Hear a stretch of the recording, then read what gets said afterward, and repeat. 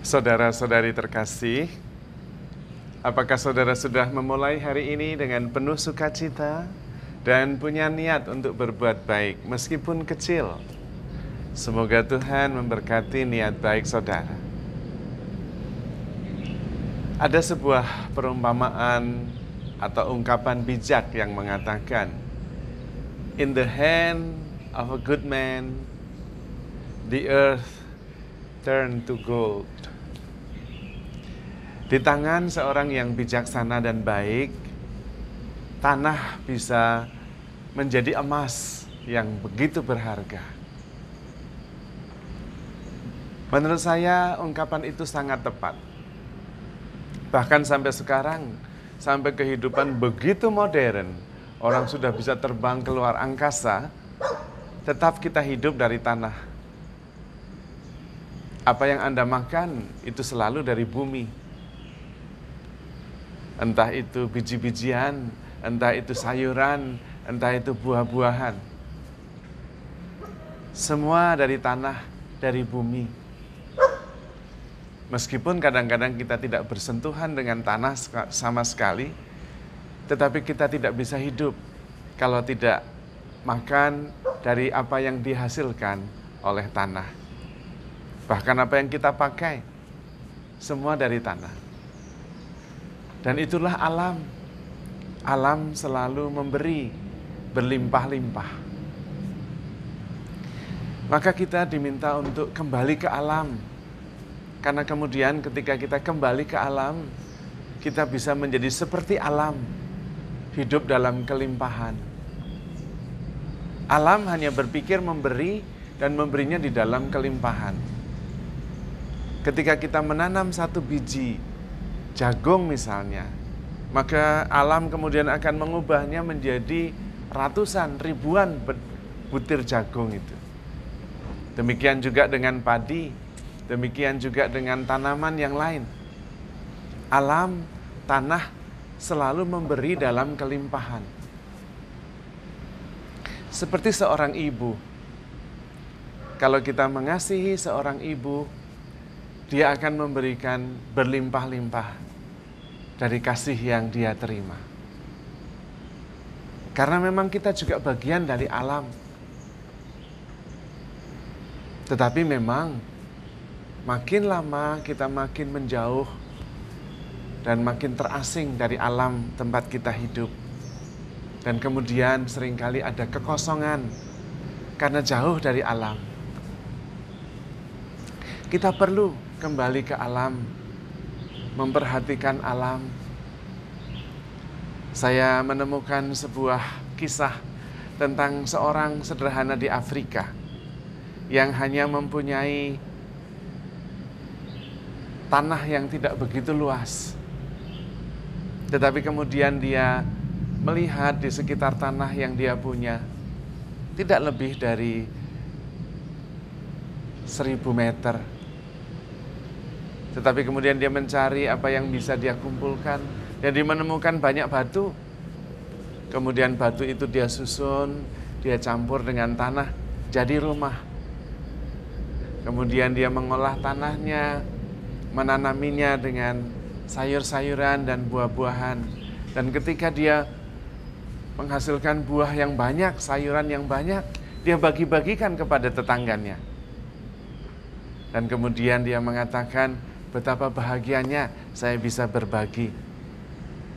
Seperti alam yang memberikan kelimpahan, saya mendapat kelimpahan dan karena itu saya membaginya. Dan saya mendapatkan kelimpahan sukacita yang jauh lebih besar. Sesederhana itu. Hidup adalah masalah memberi. Mencintai adalah masalah memberi. Memberi yang terbaik.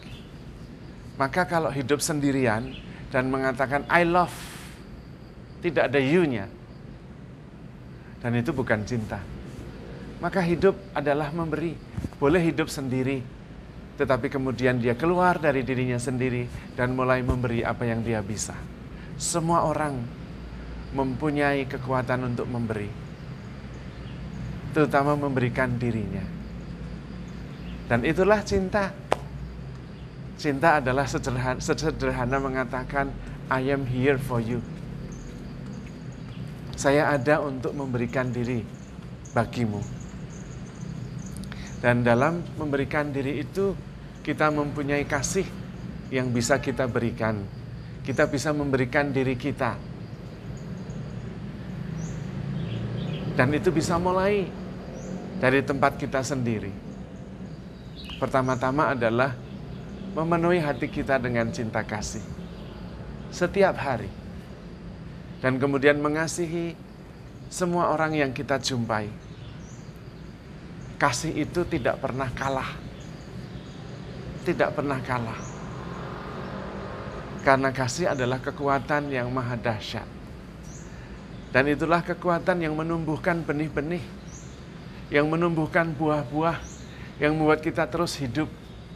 Itulah kekuatan Tuhan sendiri, kekuatan semesta, kekuatan cinta.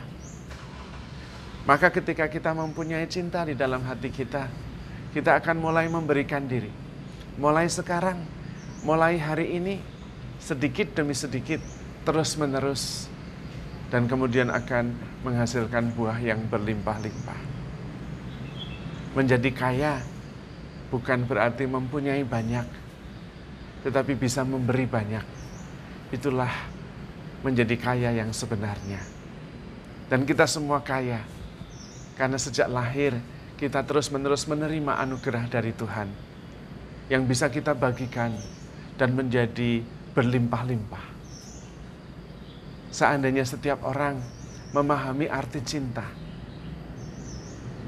yaitu memberi dan menjadikan segalanya makin baik, maka kehidupan ini menjadi makin baik. Kehidupan bersama yang membuat lebih nyaman.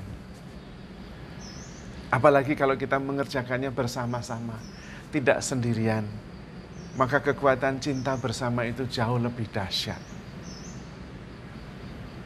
Dan itulah panggilan kita, itulah nature kita sejak kita diciptakan. Kita adalah citra Allah, yang adalah kasih itu sendiri. Dan kita akan terus gelisah sebelum beristirahat di dalam Tuhan. Itu artinya kita akan tetap terus gelisah sebelum kita tinggal di dalam kasih. Digerakkan oleh kasih. Melakukan tindakan memperbaiki lingkungan situasi karena kasih. Dan hidup dengan kasih adalah hidup dalam kelimpahan. Karena akan selalu memberi dan memberi. Seperti biji gandum yang jatuh dan mati, dan menghasilkan buah yang berlipat-lipat, yang begitu banyak. Maka kita harus mulai kembali hidup secara alamiah, sesuai dengan kodrat kita diciptakan, yang adalah kasih, digerakkan oleh kasih, bertindak untuk mengasihi.